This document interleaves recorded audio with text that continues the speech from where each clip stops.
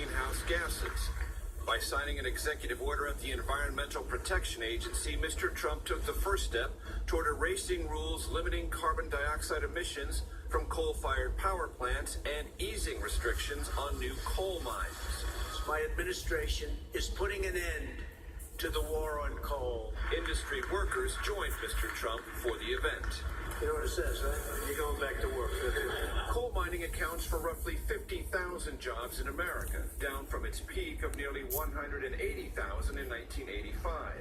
Automation and the availability of natural gas from hydraulic fracturing has made coal production less competitive. We're here to announce the single most important step America has ever taken in the fight against global climate change. When President Obama created the Clean Power Plan, Mr. Trump is now reversing. Mr. Obama emphasized the need to tackle rising global temperatures. No challenge poses a greater threat to our future and future generations.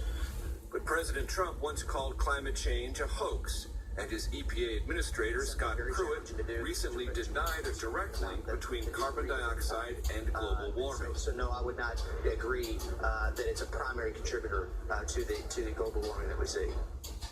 In 2016, the Supreme Court blocked Mr. Obama's Clean Power Plan after more than 20 states complained it exceeded federal law. Scott, Mr. Trump's order urges all federal agencies to suspend or revise any rule he believes unduly burdens domestic energy production.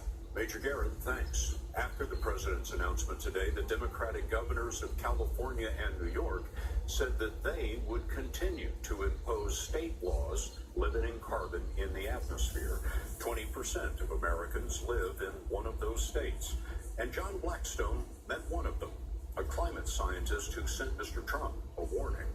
Out of the climate scientist Ben Sander has long believed that with temperatures rising and glaciers melting, climate change. I don't have no fucking word for this shit, you stupid ass Trump. Boy, how naive were we?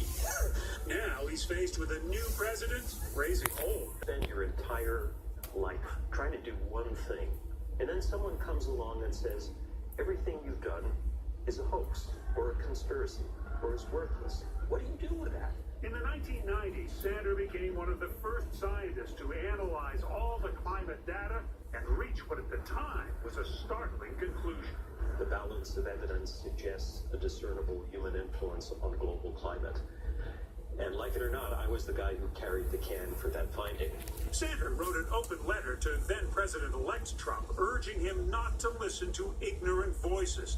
He says scientists have proven again and again that arguments made by climate change deniers are wrong. These zombie arguments take on a life of their own. Once they're out there, they keep on coming back, and you can't slay them. That's the frustration, the alternative facts. It's not a hoax.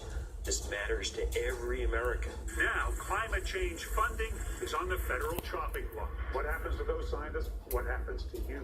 If the funding goes away, it will be difficult for me to do my job. Difficult, he says, but not impossible, since much of Sanders' research at Lawrence Livermore National Laboratory is covered by grants. What worries him more, he says, is a new climate of intimidation.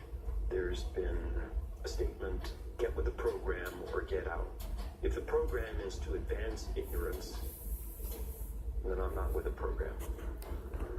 Sander would prefer to let the science speak for itself, but he's been speaking up as other scientists are now doing. Scott, on April 22nd, which not so coincidentally is Earth Day, thousands of scientists are expected to join a march on Washington. John Blackstone by the Bay. John, thank you. This morning.